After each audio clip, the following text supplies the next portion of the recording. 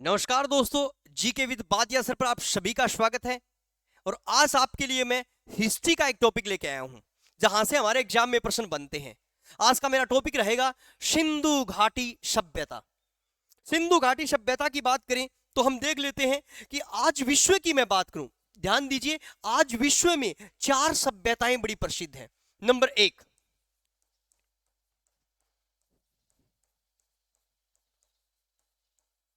Mesopotamia. जो Mesopotamia है, ये सभ्यता दजला और फैरात नदी के किनारे। फिर नंबर दो याद कीजिए, मिस्र सभ्यता। कौन सी सभ्यता? मिस्र सभ्यता। जो मिस्र सभ्यता है मेरे दोस्तों, ये कौन सी नदी के किनारे? तो नील नदी के किनारे। कौन सी नदी के किनारे? नील नदी के किनारे। और फिर तीसरी सभ्यता लिख रहा हूं मैं, मेहलुआ सभ्यता। सर हमने तो नाम ही नहीं सुना मेहलुआ सभ्यता। ये कौन सी सभ्यता है? बहुत सारे बच्चे अब ये सोच रहे होंगे कि मेहलुआ सभ्यता का तो हमने नाम ही नहीं सुना, मगर मेहलुआ सभ्यता ही आपकी सिंधु घाटी सभ्यता है मेरे दोस्तों। सिंधु घाटी सभ्यता, ये जरूर याद रखेंगे। सिंधु घाटी सभ्यता लिख लीजिए, मेलवा सभ्यता लिख लीजिए, या फिर आप इसको एक और भी बोल सकते हो, सैंधव सभ्यता। क्या बोल सकते हो? ये जरूर याद रखेंगे, सैंधव सभ्यता। सैंधव सभ्यता भी आप इसे बोलते हो। और एक आप इसे बोलते हो हड़प्पा सभ्यता। क्या बोलते हो? हड़प्पा सभ्यता। ये जो आपकी सिंधु घाटी सभ्यता है, मेहलवा सभ्यता है, या सैंधव सभ्यता है, या हड़प्पा सभ्यता है, ये कहां पे है सर? ये 3 देशों में है। कौन कौन से 3 देशों में है? नंबर 1 भारत में है, नेक्स्ट नंबर 2 याद रखेंगे ये पाकिस्तान में है, और नंबर 3 याद रखेंगे ये अफगानिस्तान में है। अफगानिस्तान में 3 देशों में आपको ये सभ्यता मिलेगी, ठीक है। और कौन सी नदी के किनारे? तो जरूर याद रखेंगे, सिंधु नदी के किनारे है, इंडस नदी के किनारे है, इसीलिए इसको नाम दिया गया सिंधु घाटी सभ्यता। और जो चौथी सभ्यता है वो जरूर याद रखेंगे, जैसे पहली होगी मेसोपोटामिया सभ्यता, दूसरी हो गई मिस्र सभ्यता, और तीसरी हो गई आपकी सिंधु घाटी सभ्यता। अगर चौथी सभ्यता की बात करें तो चौथी सभ्यता है आपकी चीन सभ्यता। चीन सभ्यता। जो चीन सभ्यता है मेरे दोस्तों, ये कौन सी नदी के किनारे? तो जरूर याद रखेंगे, नेक्स्ट हांग हो नदी के किनारे, जिसे पीली नदी भी कहा जाता है। कैसी नदी? पीली नदी भी कहा जाता है। तो विश्व में ये 4 सभ्यताएं हैं। कौन कौन सी सभ्यता? मेसोपोटामिया सभ्यता इराक ईरान में है, दजला और फैरात नदी के किनारे। फिर नील सभ्यता, या इसे मिस्र सभ्यता बोल दीजिए, इजिप्ट या मिस्र में है, ये जरूर याद रखेंगे। सिंधु घाटी सभ्यता, सैंधव सभ्यता, मेहलवा सभ्यता, हड़प्पा सभ्यता। एक ही सभ्यता के नाम है ये सारे। और जो ये सभ्यता है आप याद कीजिए, आपकी सिंधु नदी के किनारे है भारत, पाकिस्तान और अफगानिस्तान। सॉरी, भारत, पाकिस्तान और अफगानिस्तान में 3 देशों में। और फिर एक मैंने बताई, चीन में एक सभ्यता है जिसको चीन सभ्यता बोलते हैं। कौन सी नदी के किनारे? हांग हो नदी के किनारे। कौन सी नदी के किनारे? हांग हो, जिसे पीली नदी भी कहा जाता है। तो आज हम सिंधु सभ्यता की बात करेंगे। ये विश्व की 4 सभ्यताएं हमने देखी। दोस्तों एक छोटा सा चित्र बनाऊं, और सबसे पहले मैं सिंधु सभ्यता का विस्तार कराऊं। ध्यान दीजिए, विस्तार। इस सभ्यता का विस्तार करें तो आप ध्यान से देखिए, ये हमने बनाया एक मैप हमारे देश का, और हमने देखा इसमें कि इस सभ्यता का जो उत्तरी कोना है वो यहां पे है, दक्षिणी कोना है वो यहां पे है, पूर्वी कोना यहां पे, और पश्चिमी कोना यहां पे। जो सिंधु सभ्यता का उत्तर वाला कोना है, जरूर याद रखेंगे, उत्तर कोना। अब कौन सा है उत्तर कोना? तो जरूर याद रखेंगे, इसको बोलते हैं मांडा। मांडा। मांडा कहां पे है? जरूर याद रखेंगे, अखनूर। अखनूर जिले में। अखनूर जिला कहां पे है? जम्मू कश्मीर में। और कौन सी नदी के किनारे? तो जरूर याद रखेंगे, चीनाव नदी के किनारे। कौन सी नदी के किनारे? चीनाव नदी के किनारे है। ठीक है, क्लियर। और दक्षिणी कोना, दक्षिणी कोना ये रहा, दक्षिणी कोना है, जरूर याद रखेंगे, दैमाबाद। अब ये दैमाबाद कहां पे है? दैमाबाद आपका है अहमदनगर। अहमदनगर। अहमदनगर यानी महाराष्ट्र में। अहमदनगर यानी महाराष्ट्र में।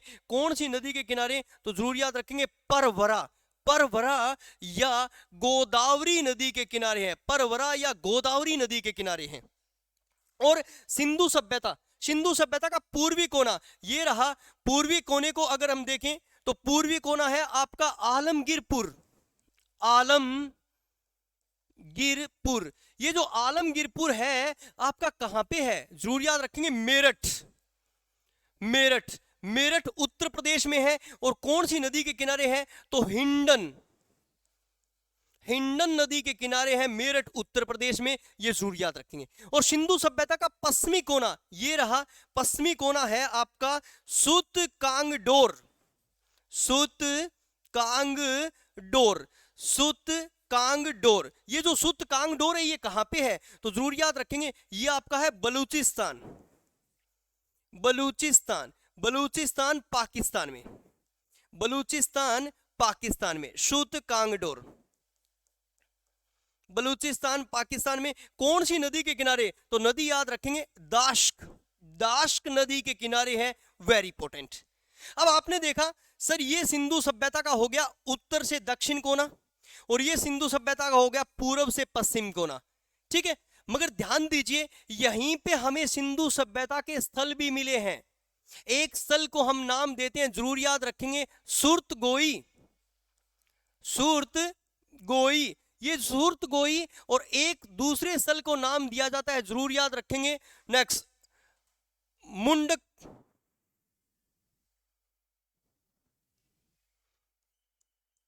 मुंडकगाक।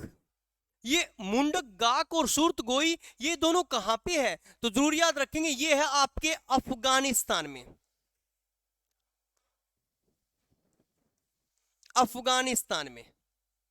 अब यहां से प्रश्न बन जाए तो ये जरूर याद रखेंगे आप, ठीक है। सिंधु सभ्यता का इसे हम बोलेंगे उत्तरतम कोना, क्या बोलेंगे, ये जरूर याद रखेंगे, उत्तरतम कोना। उत्तरतम कोना कौन सा है, तो सुरतगोई है अफगानिस्तान में।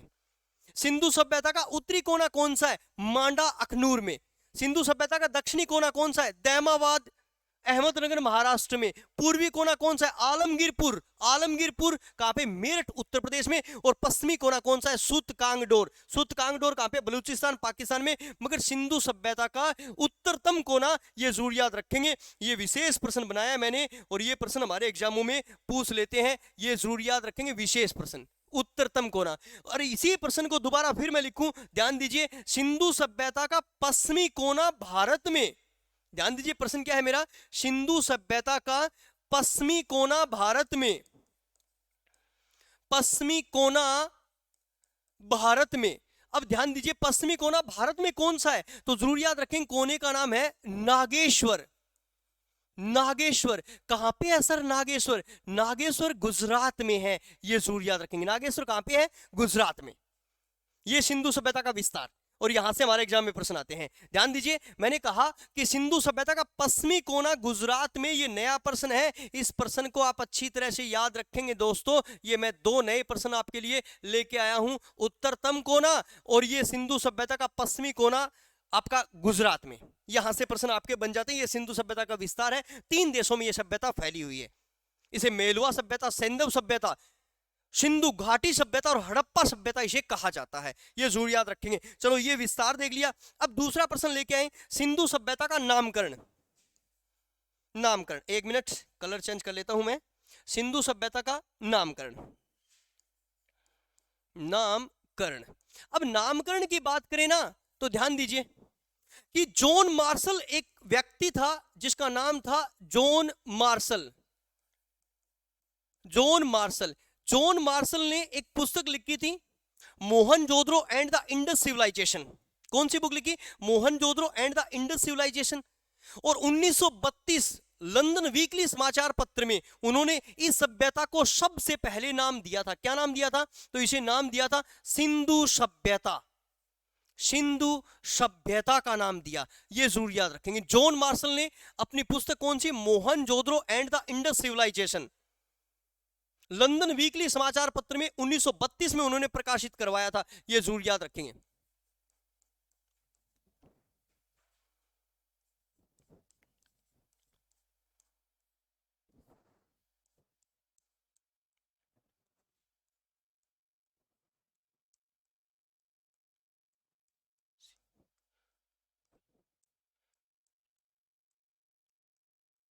Mohenjodaro and the Indus civilisation, इस पुस्तक में और 1932 में, ये जरूर याद रखें, 1932 में लंदन वीकली समाचार पत्र में ये नाम उन्होंने दिया था।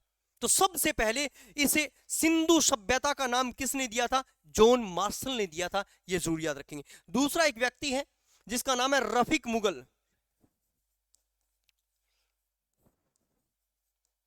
रफीक मुगल, इस रफीक मुगल ने इसे नाम दिया है, जरूर याद रखेंगे, सिंधु घाटी सभ्यता। सिंधु घाटी सभ्यता, सिंधु घाटी सभ्यता का नाम किसने दिया है? रफीक मुगल ने।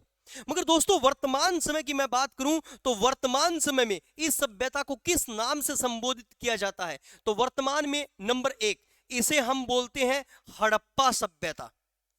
क्या बोलते हैं? ये जरूर याद रखेंगे, हड़प्पा सभ्यता कहते हैं।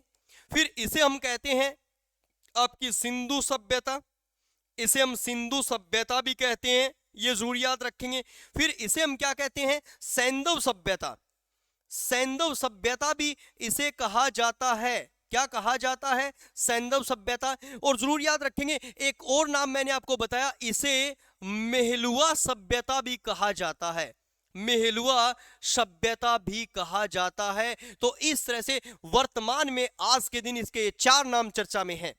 मगर सबसे पहले इसे नाम देने का श्रेय अगर किसी व्यक्ति को दिया जाता है वो जॉन मार्शल है, ये जरूर याद रखेंगे आप।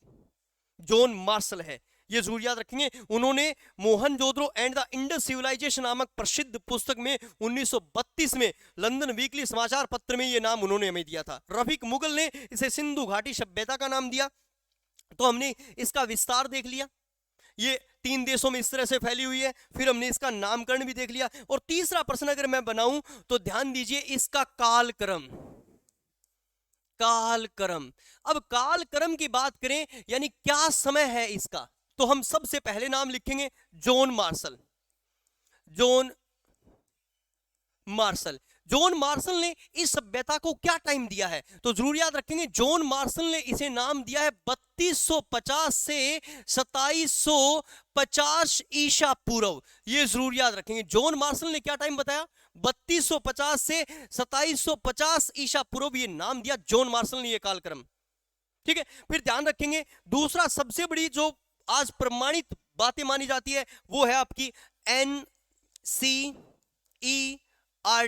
NCERT ने +1 में इसको क्या टाइम दिया है? ये जरूर याद रखेंगे, 2500 ईसा पूर्व से लेकर 1800 ईसा पूर्व, ये जरूर याद रखेंगे। नेक्स्ट, NCERT ने क्या टाइम दिया है? 2500 से 1800 ईसा पूर्व। मगर ध्यान दीजिए तीसरा जो आज सबसे ज्यादा चर्चित कालक्रम है वो है आपका, जरूर याद रखेंगे, रेडियो पद्धति, रेडियो कार्बन पद्धति। रेडियो कार्बन पद्धति। अब रेडियो कार्बन पद्धति में इसे क्या टाइम दिया जाता है? जो आप सभी जानते हो वही टाइम है यहां पे 2350 ईसा पूर्व से 1750 ईसा पूर्व, ये जरूर याद रखेंगे। 2350 ईसा पूर्व से 1750 ईसा पूर्व, आज ये इसका टाइम बताया जाता है। और इस टाइम का रेडियो कार्बन पद्धति का समर्थन किसने किया है? तो जरूर याद रखेंगे आपका डीपी अग्रवाल ने,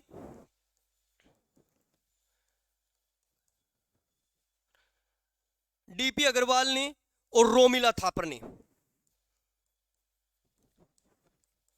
रोमिला थापर ने, ये जरूर याद रखेंगे। इन 2 महान इतिहासकारों ने इस टाइम को समर्थन दिया है जो रेडियो कार्बन पद्धति बताती है। पर एग्जामिनर हमसे कई बार ये पूछता है कि जॉन मार्शल ने इसका क्या टाइम बताया था, NCERT ने इसका क्या टाइम बताया, और रेडियो कार्बन पद्धति यानी C14, रेडियो कार्बन पद्धति को हम C14 पद्धति भी बोलते हैं, इसने हमें क्या टाइम बताया? तो ये तीनों टाइम मैंने अलग अलग लिखे हैं, आपको अलग अलग याद रखने हैं, एग्जामिनर कई बार ये प्रश्न पूछ चुका है। ठीक है, तो हमने इसका विस्तार देखा, फिर हमने नंबर 2 इसका नामकरण देखा, और फिर नंबर 3 इसका कालक्रम भी देखा। चौथा प्रश्न अगर मैं लेके आऊं तो ध्यान दीजिए, क्षेत्रफल, सिंधु सभ्यता का क्षेत्रफल। अब सिंधु सभ्यता का क्षेत्रफल की बात करें ना तो थोड़ा सा एक विवाद उत्पन्न हो जाता है। क्यों विवाद उत्पन्न हो जाता है? थोड़ा सा देखिए ध्यान से। सिंधु सभ्यता का क्षेत्रफल आपने पढ़ा है 12,99,600 वर्ग किलोमीटर, 12,99,600 600 वर्ग किलोमीटर। आपने ये टाइम देखा है, ये जरूर याद रखेंगे। मगर ये टाइम कब का है? ये तो एनसीईआरटी की बुकों ने 2007-8 में लिखा था, अब तो 2023 चल रहा है, तो 23 चल रहा है, तो क्षेत्रफल चेंज हो गया।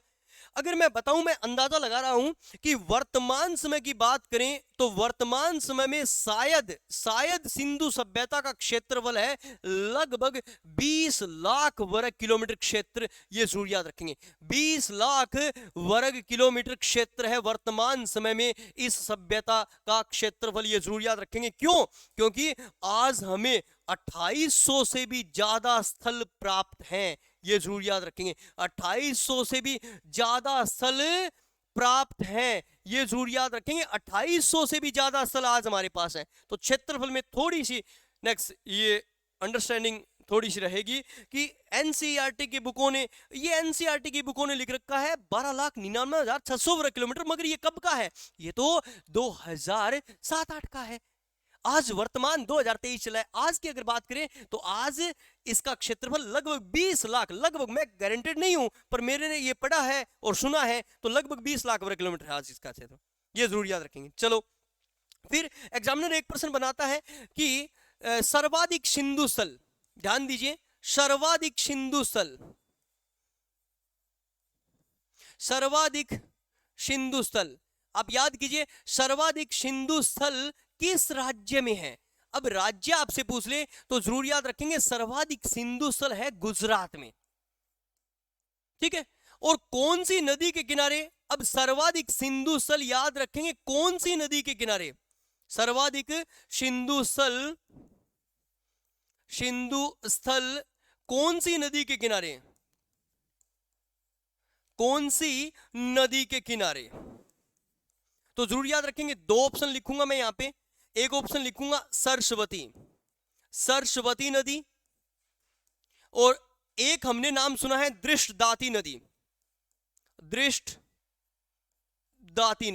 सरस्वती नदी और दृष्टदाती नदी के किनारे हमें सबसे ज्यादा सिंधु स्थल मिलते हैं। ये जरूर याद रखेंगे। कौन कौन सी नदी के किनारे? दृष्टदाती नदी और सरस्वती नदी के किनारे सबसे ज्यादा सिंधु स्थल मिलते हैं। मगर एक विशेष प्रश्न बना रहा हूं मैं, ध्यान दीजिए, क्षेत्रफल के अनुसार बड़ा सिंधु स्थल, ठीक है, बड़ा सिंधु स्थल कौन सा है? तो जरूर याद रखेंगे क्षेत्रफल के अनुसार सबसे बड़ा सिंधु स्थल है राखी गढ़ी सबसे बड़ा सिंधु स्थल है। अगर राखी गढ़ी ऑप्शन में नहीं है तो आप जरूर याद करेंगे धोलावीरा जो गुजरात में है वो सबसे बड़ा स्थल है। तो ये दो ऑप्शन आपको मिलेंगे, राखी गढ़ी या धोलावीरा। राखी गढ़ी है तो राखी गढ़ी कीजिए, और राखी गढ़ी नहीं तो धोलावीरा कीजिए। मगर सबसे छोटा सिंधु स्थल क्षेत्रफल के अनुसार सबसे छोटा सिंधु स्थल अगर कोई है तो जरूर याद रखेंगे अल्लाह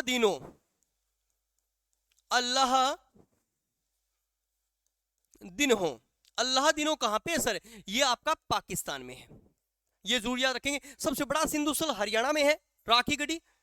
अगर राखी गढ़ी नहीं है तो आप धोलावीरा करेंगे गुजरात में। मगर सबसे छोटा सिंधु स्थल अल्लाह है, ये जरूर याद रखेंगे। फिर आप कहेंगे सर गनहेड़ीवाल के बारे में आपका क्या विचार है?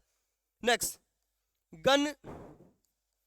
गनहेड़ीवाल, इसके बारे में सर कोई विचार बताइए। तो दोस्तों गनहेड़ीवाल रियली में एक बड़ा सिंधु स्थल है। कहां पे है गनहेड़ीवाल? गनहेड़ीवाल आपका पाकिस्तान में है। मगर सबसे बड़ा प्रश्न, इसकी खुदवाई नहीं की गई है अभी तक। गनहेड़ीवाल की खुदवाई नहीं की गई अब तक। बड़ा सिंधु स्थल जरूर है, इसमें कोई दो राय नहीं है, मगर इसकी खुदवाई नहीं की गई है। जिन स्थलों की खुदवाई की गई है अगर उनकी बात करें तो आप जरूर याद रखेंगे उनमें आपको सबसे बड़ा सिंधु स्थल करना है। वो कौन सा करना है? राखी गढ़ी। मगर गनहेड़ीवाल की खुदवाई नहीं हुई है, इसलिए इस टॉपिक को आप यहीं पे छोड़ देंगे। मगर ऑप्शन में अगर ये हो सर, तो ऑप्शन में अगर है तो आप इसके साथ जा भी सकते हो, क्योंकि एग्जामिनर ने अगर जब ये ऑप्शन डाला है तो एग्जामिनर हमसे यही पूछना चाहता है। ये जरूर याद रखेंगे आप। मगर गनहेड़ीवाल की अब तक खुदवाई नहीं हुई है, ये जरूर याद रखेंगे आप। ठीक है, चलिए उसके बाद में क्षेत्रफल देख लिया हमने, विस्तार देख लिया, नामकरण देख लिया। अब एक विशेष प्रश्न हम लेके आए हैं, भाई ये चर्चा किसने शुरू की भारत में? कौन सा वो व्यक्ति था जो ये प्रोजेक्ट भारत में लेके आया था? अब हम बात करेंगे वो। तो ध्यान दीजिए, सबसे पहले इस विषय पर कार्य किया था 1826 में और नाम था, जरूर याद रखेंगे, चार्ल्स मैसन। चार्ल्स मैसन ने हमें सबसे पहले प्राचीनतम नगर हड़प्पा की जानकारी दी, प्राचीनतम नगर की जानकारी दी थी। ये जरूर याद रखेंगे, कब? 1826 में। मगर दूसरा प्रश्न बन जाता है, ये जरूर याद रखेंगे, 1853 में हड़प्पा टीले का सर्वेक्षण किसने किया? तो एलेक्जेंडर कनिंघम ने, ये जरूर याद रखेंगे, हड़प्पा टीले का सर्वेक्षण किया। हड़प्पा टीले का सर्वेक्षण किया।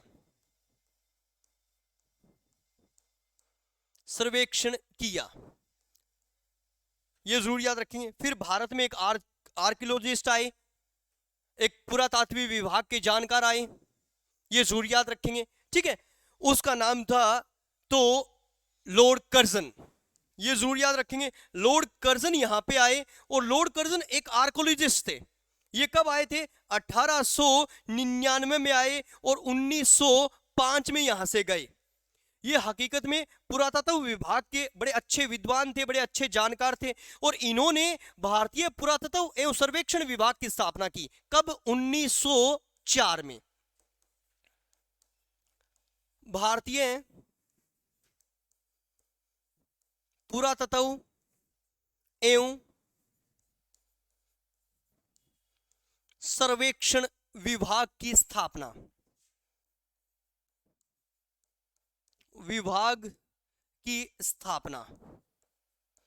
की, ये जरूर याद रखेंगे, ठीक है। और पहला निदेशक बनाया गया जॉन मार्शल। ये जरूर याद रखेंगे। जॉन मार्शल ने इस विषय पर कार्य किया था 1902 से लेकर 1928। ये जरूर याद रखेंगे। मैंने बताया कि ये जो हड़प्पा है, ये प्राचीनतम नगर हड़प्पा की जानकारी या हड़प्पा के बारे में हमने सबसे पहले किसे बताया? तो जॉन मार्शल ने खोजा 1921 में। जॉन मार्शल ने खोजा या दयाराम साहनी ने खोजा 1921 में। मगर आप ध्यान दीजिए, प्राचीनतम नगर हड़प्पा है, यानी हड़प्पा है। इस प्राचीनतम नगर हड़प्पा के बारे में यानी सबसे पहले किसने बोला था? ये जरूर याद रखेंगे, चार्ल्स मैसन ने 1826 में। हड़प्पा टीले का सर्वेक्षण किसने किया था? एलेक्जेंडर कनिंघम ने। ये जरूर याद रखेंगे 1853 में, ठीक है। अब उसके 1853 के बाद आप याद कीजिए, दो भाई थे, एक का नाम था जॉन बर्टन और एक का नाम था, जरूर याद रखेंगे, विलियम वर्टन। ये जॉन बर्टन और विलियम वर्टन भारत में आए थे एक काम करने के लिए, यानी ये इंजीनियर थे, तो ये रेल लाइनें बिछाने के लिए आए थे और इन्हें जिम्मेवारी दी गई थी नेक्स्ट लाहौर से कराची रेलवे लाइनें बिछाने की। जब ये लाहौर से कराची रेलवे लाइनें बिछा रहे थे, उसी समय इन्हें हड़प्पा टीले का एक ठोस जानकारी मिल गई थी। ये जरूर याद रखेंगे, हड़प्पा टीला इन्हें प्राप्त हुआ था। कब? जब 1856 में ये दोनों भाई रेलवे लाइनें बिछा रहे थे उस समय। क्यों? क्योंकि आपको पता है रेलवे लाइनें समुद्र तल से नीचे नहीं बिछाई जाती, हमेशा ही समुद्र तल से ऊपर रहती है। तो इन्होंने घोषणा करवा दी आसपास के गांव में, भाई इनको मिट्टी चाहिए थी, भाई कोई भी व्यक्ति अगर मिट्टी लेके आएगा तो हम उसको पैसे देंगे। और हड़प्पा के व्यक्तियों ने एक बहुत बड़ा टीला देखा था, इसलिए हड़प्पा के व्यक्तियों ने वहां से मिट्टी ले जाके इन दोनों भाइयों को देनी शुरू कर दी। अब उस मिट्टी में क्या आ रहा है? उस मिट्टी में ईंट आ रही है, उस मिट्टी में मिट्टी के बर्तन आ रहे हैं या थोड़ी बहुत कोई हड्डियां वगैरह आ रही है। तो इन्होंने वो काम वहीं पे रोक दिया और इन्होंने कहा हो सकता है यहाँ पे कोई प्राचीन सभ्यता हो। इन्होंने कहा हो सकता है यहाँ पे कोई प्राचीन सभ्यता हो, इसीलिए ये हड़प्पा टीला हमें जॉन मार्शल और नेक्स्ट आपका विलियम बर्टन और जॉन बर्टन, इन दोनों भाइयों ने इस टीले से हमें परिचित करवाया था। कब? 1856 में। मगर जरूर याद रखेंगे, जॉन मार्शल की अध्यक्षता में दयाराम शाहनी ने पहला स्थल खोजा था। अब पहला स्थल इन्होंने 1921 में खोजा और उस स्थल को नाम दिया गया था हड़प्पा। हड़प्पा नामक स्थल खोजा और कौन सी नदी के किनारे? रावी नदी के किनारे। ये जरूर याद रखेंगे, वर्तमान पाकिस्तान में। वर्तमान पाकिस्तान में ये पहला सिंधु स्थल खोजा गया था, ये जरूर याद रखेंगे हड़प्पा के बारे में। नेक्स्ट, वेरी वेरी इंपॉर्टेंट ये प्रश्न बन जाता है। फिर हमने बहुत सारे स्थल खोजे, ये तो शुरुआत थी। मैंने कहा आज तो हमारे पास 2800 से भी ज्यादा स्थल हैं, 800 स्थलों के भंडार हमारे पास, ये जरूर याद रखेंगे हड़प्पा के बारे में। ये विशेष प्रश्न आपके एग्जाम में बन जाते हैं। और एक प्रश्न बन जाता है आपके एग्जाम में, छोटा सा प्रश्न आप सभी को आता है, सिंधु सभ्यता की जुड़वां राजधानी किसे कहते हैं? मेरे दोस्तों बताइए। आप कहोगे सर सिंधु सभ्यता की जुड़वां राजधानी, जुड़वां राजधानी। दोस्तों सिंधु सभ्यता की जुड़वां राजधानी कहा जाता है मोहनजोदड़ो, मोहनजोदड़ो यानी मृतकों का टीला, और हड़प्पा को, हड़प्पा को। मगर एक विशेष विद्वान और बहुत पढ़े लिखे इतिहासकार जिन्होंने हमें सिंधु सभ्यता की तीसरी राजधानी बताई, तो जरूर याद रखेंगे सिंधु सभ्यता की तीसरी राजधानी, सिंधु सभ्यता की तीसरी राजधानी, तीसरी राजधानी। अब सिंधु सभ्यता की जो तीसरी राजधानी है वो है कालीबंगा, कालीबंगा। अब कालीबंगा को सिंधु सभ्यता की तीसरी राजधानी किसने कहा? सुनने वाला प्रश्न है, तो जरूर याद रखेंगे दशरथ शर्मा, दशरथ शर्मा। यह प्रश्न काफी बार आपके एग्जामों में पूछा जा चुका है कि सिंधु सभ्यता की तीसरी राजधानी दशरथ शर्मा ने किसे कहा? तो सिंधु सभ्यता की जो तीसरी राजधानी थी वो कालीबंगा को कहा गया, ये जरूर याद रखेंगे। ये सिंधु सभ्यता का थोड़ा सा परिचय मैं आपके सामने लेके आया, यानी हमने बात की कुछ विशेष प्रश्नों की, ये प्रश्न आपको याद रखने हैं। चलिए एक बार फिर पुनरावृत्ति कर लेते हैं। सिंधु घाटी सभ्यता की हम बात कर रहे थे।